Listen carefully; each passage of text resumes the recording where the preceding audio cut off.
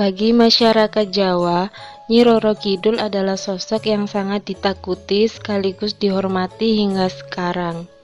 Meski keberadaannya masih misterius, namun cerita legenda Nyi Roro Kidul atau Ratu Pantai Selatan masih terus diperbincangkan. Banyak versi yang menceritakan tentang asal-usul dari penjaga Laut Selatan ini. Cerita legenda Nyi Roro Kidul berawal dari seorang putri berparas cantik bernama Kadita. Karena kecantikannya yang mempesona, ia juga dijuluki Dewi Srengenge. Ayah Kadita merupakan seorang raja bernama Munding Wangi.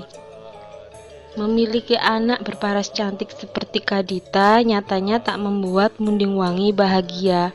Pasalnya, ia tak ingin mempunyai anak wanita.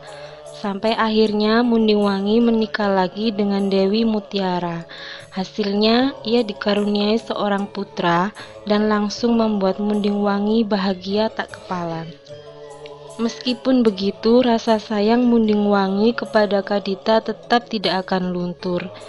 Di sisi lain, Dewi Mutiara berharap jika putranya bisa menjadi raja dan mengupayakan apapun demi mewujudkan keinginannya tersebut.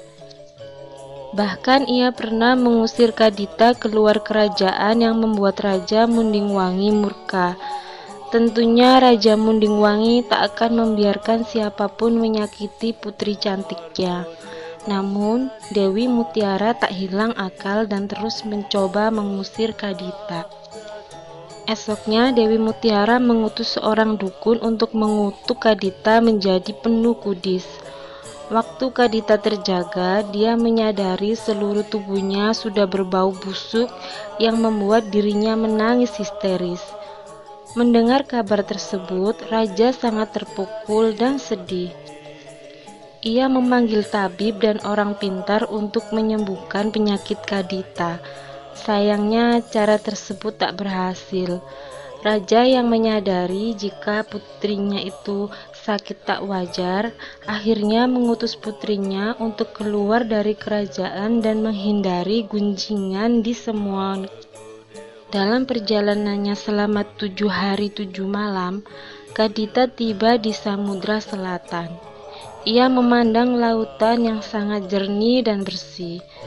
Selepas itu, Kadita mencoba melompat dan berenang ke tengah lautan.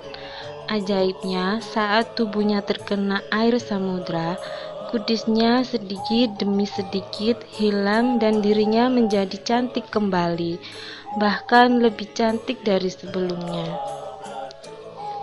Bahkan Kadita sekarang mempunyai kekuasaan terhadap Samudra Selatan. Ia pun dijuluki sebagai Nyi Roro Kidul atau Ratu Pantai Selatan yang hidup abadi. Sebagai Ratu Pantai Selatan, keberadaan Nyi Roro Kidul masih sangat dihormati oleh masyarakat setempat. Bahkan ada beberapa tempat yang konon menjadi penghubung dunia nyata dengan Nyi Roro Kidul. Salah satu tempat yang paling terkenal adalah Hotel Ina Samudra Jawa Barat. Ini merupakan hotel berbintang yang terletak tepat di kawasan Pelabuhan Ratu Sukabumi, Jawa Barat. Hotel ini sebenarnya hampir sama dengan hotel pada umumnya, di mana terdapat fasilitas yang lengkap, mulai dari servis yang baik, kolam renang, taman bermain, dan lainnya. Satu hal yang membuat Hotel Ina spesial adalah tentang keberadaan kamar khusus untuk Nyi Roro Kidul. Kamar yang bernomor 308 itu mitosnya dipercaya sebagai tempat istirahat Nyi Roro Kidul.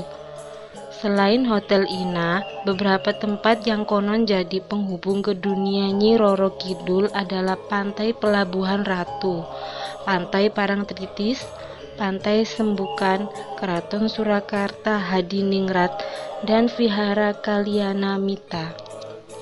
Ada mitos lain, jika ada orang yang memakai busana hijau di pantai selatan akan cepat meninggal karena tergulung ombak. Bahkan ada yang meyakini jika rohnya bakal dijadikan prajurit baru bagi Nyi Roro Kidul. Kisahnya berasal ketika penembahan senopati bernama Raden Danang Sutawijaya yang menjadi pendiri kerajaan Mataram sedang mencari kekuatan gaib untuk bisa mengalahkan kerajaan Pajang. Pertapaan itu ia lakukan di pantai selatan.